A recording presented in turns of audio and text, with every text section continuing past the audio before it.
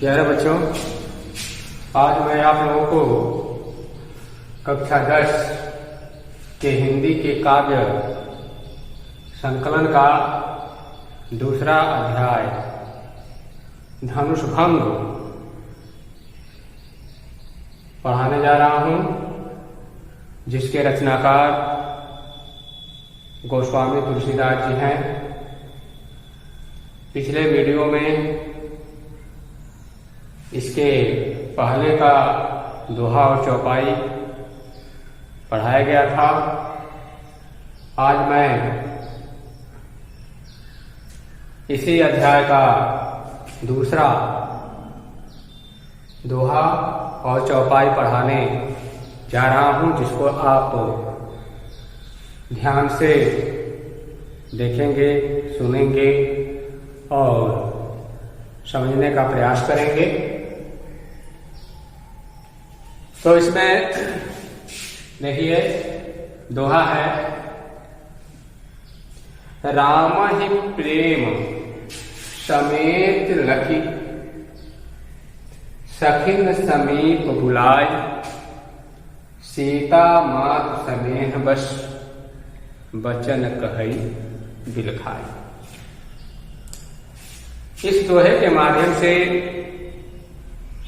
गोस्वामी तुलसीदास जी उस समय का वर्णन किए हुए हैं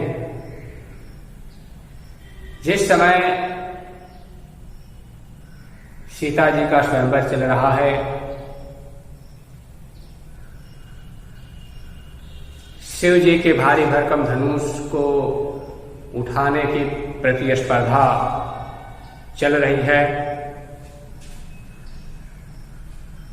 सभी देश विदेश के आए हुए राजा उस धनुष को उठा नहीं पाते हैं।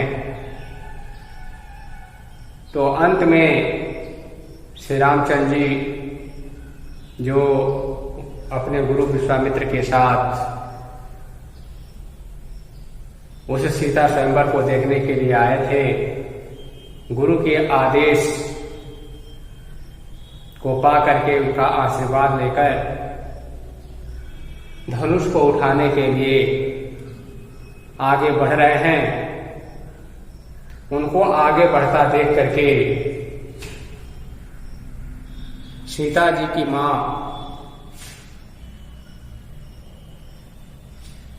जिनका नाम सुनैना बताया गया है, सुनैना जी के अंदर राम के प्रति स्नेह जागृत हो जाता है, मातृत्व प्रेम जागृत हो जाता है और उनको शंका होने लगती है कि एक से बढ़कर एक राजा मनुष्य के रूप में, गंधर्व के रूप में, यहां तक कि असुर के रूप में आए हुए हैं। किसी से धनुष नहीं उठ पाई थी। इस छोटे से बालक के अंदर कहां से उतनी क्षमता है इस धनुष को उठाने की? तो एक प्रकार का संशय सुनैना जी के हृदय में उत्पन्न हुआ। वह अपनी अंतर्वेदना को अपने सखियों के सामने रख रही हैं। उस चीज को इस दोहे के माध्यम से गोस्वामी तुलसीदास जी रामचरितमानस में लिखे हैं कि राम ही प्रेम समेत लखी, सखिन समेत बुलाए, या सखिन समीप बुलाए, सीता मात स्नेह बस, वचन कहे बिलखाए। राम प्रेम समेत यानी सहित, लक्ष्मी सुताई देखना, सखिन इन सखियों को समीप पास में बुलाती है। सीता मात, सीता जी की माता अर्थात सुनैना, स्नेह बस राम के स्नेह के वशीभूत होकर वचन कही बिलखाए रोते हुए या रो करके। अब देखिए इस दोहे का अनुवाद हम कर रहे हैं या इसका हम व्याख्या करके बता रहे हैं कि राम प्रेम समेत लखी सखी न समीप बुलाए सीता मातु स्नेह बस बचन कहे बिलखाए। यानी कहा गया है कि सीता जी की माता सुनैना जी राम के प्रति स्नेह, राम के उस कोमल शरीर को देख करके, राम के शरीर को देख करके उनके अंदर मातृत्व प्रेम जागृत हो जाता है। तो सीता जी की मां स्नेह के वशीभूत अपने सखियों को पास में बुला करके यह बात कही। क्या कही? जिसको चौपाई के माध्यम से लिखा गया है। एक बार पुनः इसको देखें। राम ही प्रेम समेत लखी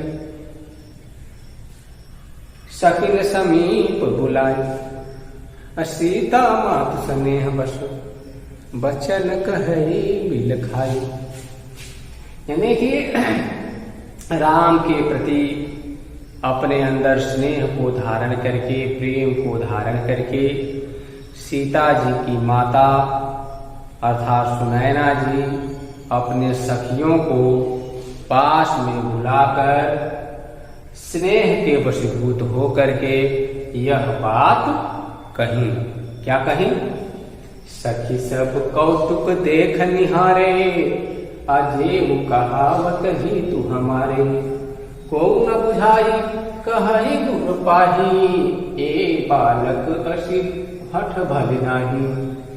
रावण बाण छुआ नहीं चापा आहारे सकल भूप करिदापा शोधन राजकुंवर कर देही अबाल मराल की मंदर लेही।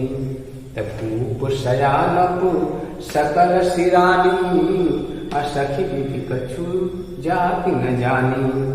बोली चतुर सखी मृदुबानी अतेजवंत लघुगनी वन रानी। कह कुंभज कह सिंधु अपारा सो शिव सुजसु सकल संसारा। रवि मंडल देखत लघु लागा उदय था सिद्ध भुवन तम भागा।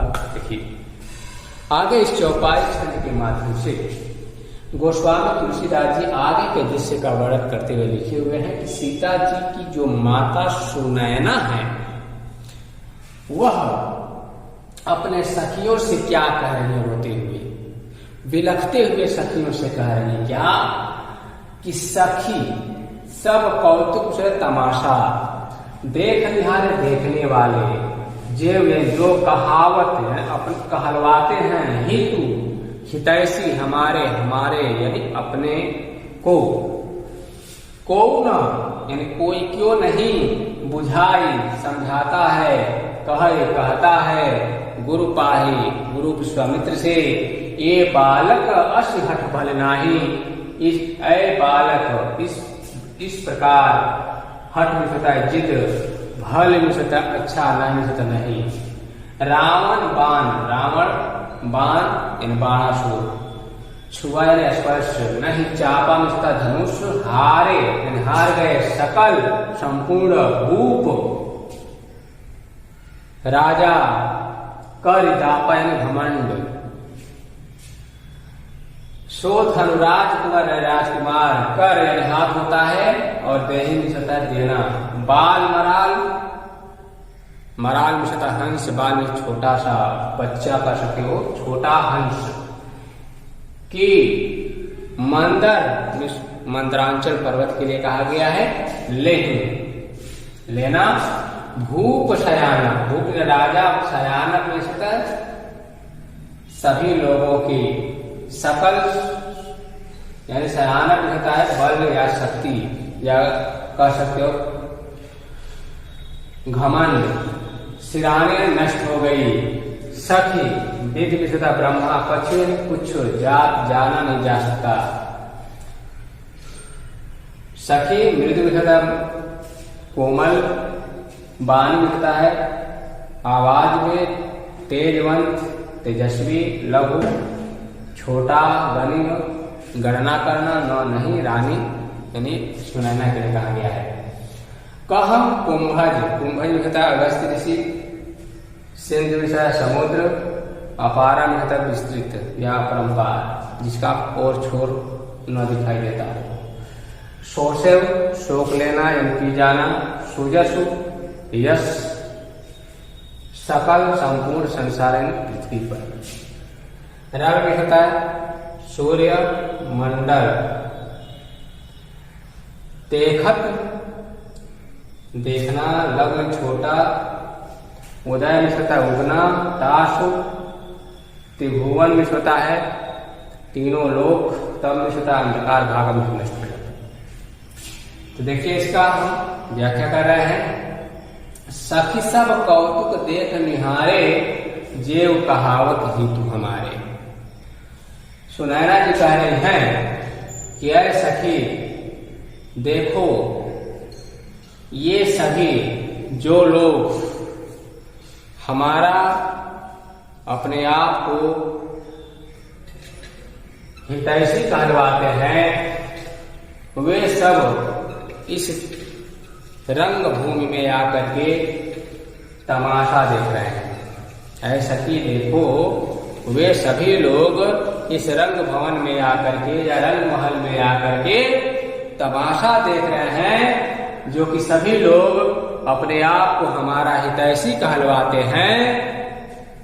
को न बुझाई कहे गुरुपायों में से क्यों नहीं कोई जाकर के गुरु विश्वामित्र से कह करके समझा रहा है कि ये बालक असिहठ बलनाई, इस बालक को इस प्रकार का जिद अच्छा नहीं लग रहा है, इस बालक को इस प्रकार का जिद अच्छा नहीं लग रहा है। क्यों कि जिस भारी भरकम धनुष को रावण बाण छुआ नहीं चाहा, जिस भारी भरकम धनुष को रावण और बाणासुर जैसे असुर ने उठाना तो दूर, उसको स्पर्श नहीं कर सके, छू नहीं सके, हारे सकल भूप कलिदापा, जिस धनुष ने सभी राजाओं के घमंड को चूर कर दिया हो, हरण कर दिया हो, सो धनु राजकुमार कर दे ही, उसी भारी भरकम धनुष को इस छोटे से राजकुमार के हाथ में दिया जा रहा है। बाल मराल की मंदर ले ही ऐ सखी, क्या हंस यानी एक छोटा सा हंस मंदरांचल जैसे भारी भरकम पर्वत को उठा सकता है? किस भारी भरकम धनुष को यह छोटा सा राजकुमार उठाएगा? जब इतनी बात सुनैना की सखी सुनती है तो वह सुनैना को समझाते हुए कह रही है कि भूप शयानक सकल सिरहान। ऐ सखी, मैं मान रही हूं कि यह धनुष सभी राजाओं की शक्ति को नष्ट कर चुकी है, यानी इस धनुष के सामने सभी लोगों की शक्ति चकनाचूर हो चुकी है। लेकिन ऐ सखी, वेद कछु जाति न जानी, ब्रह्मा जी की क्या लेखनी है या ब्रह्मा जी क्या चाहते हैं, इसके बारे में कोई नहीं जान सकता है। बोली चतुर सखी मृदुवादी, वह चालाक स्त्री या सखी अपने कोमल आवाज में या मधुर आवाज में यह बात कही, तेजवंत लव बनी न रानी, है रानी तुम इस तेजस्वी बालक को छोटा मत गिनो, इस तेजस्वी बालक की गणना छोटा समझ करके मत करो, क्योंकि कह कुंभज का सिंधु अपारा, कहाँ जो है अगस्त ऋषि और कहाँ समुद्र का विशाल या फैला हुआ रूप। सोर्स उसने सकल संसारा, जिस अगस्त ऋषि ने मानव कल्याण के लिए, सृष्टि के कल्याण के लिए संपूर्ण समुद्र का जल क्या कर गए थे, सोख गए थे या पी गए थे, और पी करके संपूर्ण संसार में अपना यश फैला दिया था। रवि मंडल देखत लगलागा, उदय ताश त्रिभुवन तम भागा। इतना ही नहीं, आकाश मंडल में, आकाश यानी ब्रह्मांड में दिखाई देने वाला जो सूर्य है वह भी देखने में क्या छोटा ही दिखाई देता है, लेकिन उदय ताल के गुण का भागा। लेकिन जैसे ही वह सौर मंडल में उदित होता है या उगता है, तो तीनों लोगों का अंधकार क्या होता है, भाग जाता है, नष्ट हो जाता है। इसलिए हे रानी, इस छोटे से तेजस्वी बालक को छोटा मत समझो।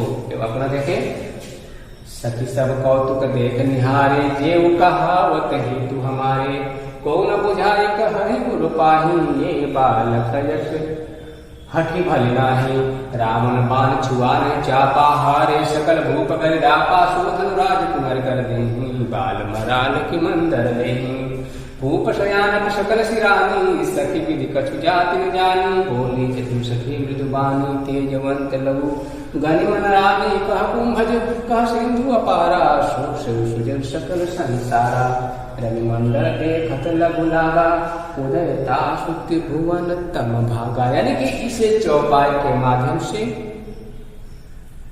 आगे के दृश्य का वर्णन करते हुए गोस्वामी तुलसीदास जी लिख रहे हैं या लिखे हुए हैं कि सीता जी की मां सुनैना अपने सखियों से कह रही हैं कि ऐ सखी देखो, ये जितने लोग इस रंग महल में तमाशा देखने के लिए आए हैं, वे सभी लोग अपने आप को मेरा हितैषी कहलवाते हैं, लेकिन उनमें से कोई क्यों नहीं जाकर के गुरु विश्वामित्र को समझा रहा है कि इस बालक के लिए यह जिद अच्छा नहीं है, जिससे शिव जी के भारी भरकम धनुष को रावण और बाणासुर जैसे राक्षस उठाना तो दूर उसे स्पर्श नहीं कर सके। जिस भारी भरकम धनुष ने संपूर्ण राजाओं के घमंड को चकनाचूर कर दिया, उस धनुष को इस छोटे से राजकुमार के हाथ में दिया जा रहा है। भला छोटा सा हंस मंदराचल जैसे भारी भरकम पर्वत को उठा सकता है? जिस धनुष ने संपूर्ण राजाओं की शक्ति को नष्ट कर दिया, हे सखी, उसमें से एक सखी बोल रही है ठीक है कि इस धनुष ने सभी राजाओं की शक्ति को चकनाचूर कर दिया, लेकिन ब्रह्मा जी क्या चाहते हैं इसके बारे में कोई जान नहीं रहा है। एक चालाक सखी मधुर आवाज में या बारी में बोलती है कि हे सखी, इस तेजस्वी बालक को की गणना छोटे में मत करो, क्योंकि कहाँ अगस्त ऋषि और कहाँ समुद्र का विस्तृत रूप, जिसके संपूर्ण संपूर्ण जल को इस सृष्टि के कल्याण के लिए पी गए थे और पी करके अपना यश पूरे संसार में फैला दिया। इतना ही नहीं, ऐ सखी, सौर मंडल में दिखाई देने वाला सूर्य भी छोटा ही दिखाई देता है, लेकिन जैसे ही वह उगता है तो तीनों लोगों का अंधकार क्या हो जाता है, नष्ट हो जाते हैं, भाग जाता है। तो ये रहा दोहा और चौपाई अब इससे काव्य सौंदर्य की बात आती है तो काव्य सौंदर्य की बात है तो काव्य सौंदर्य में रस वात्सल्य, रस है, वात्सल्य, छंद है,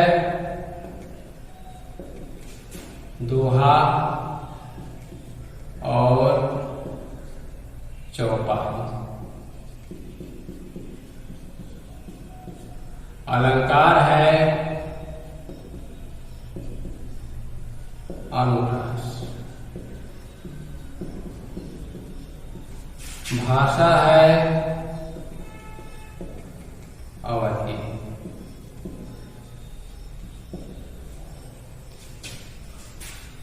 गुण, इसमें गुण है, गुण की बात कही जाए तो प्रसाद गुण ही पाया जाएगा इसमें।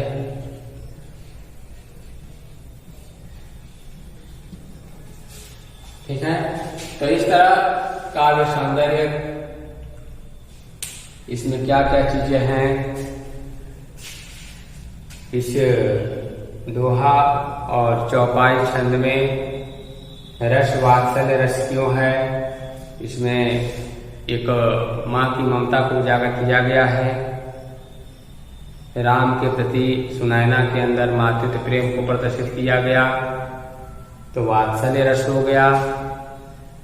दोहा और चौपाई जो कि दिखा ही जा रहा है, चौपाई में 4 चरण होते हैं, प्रत्येक चरण में 16-16 मात्राएं होती हैं, आप इसमें देख सकते हैं। दोहा जब पढ़ाए थे तो बताया गया था कि दोहे में भी 4 चरण होते हैं, लेकिन दोहे के विषम चरणों में 13-13 मात्राएं और सम चरणों में 11-11 मात्राएं होती हैं। इसमें आप देख सकते हैं, इसे ये दोहा है। अलंकार की बात है तो इसमें अनुप्रास अलंकार की छटा दर्शनीय है। भाषा की बात कही जाए तो अवधि भाषा में लिखा गया है और गुण की बात कही जाती है प्रसाद गुण है। तो इस तरह ये दोहा और चौपाई रहा। आज के इस वीडियो में बस इतना ही। अब इसके आगे के पद को हम नेक्स्ट वीडियो में लेकर के पुनः उपस्थित होंगे। तब तक के लिए धन्यवाद।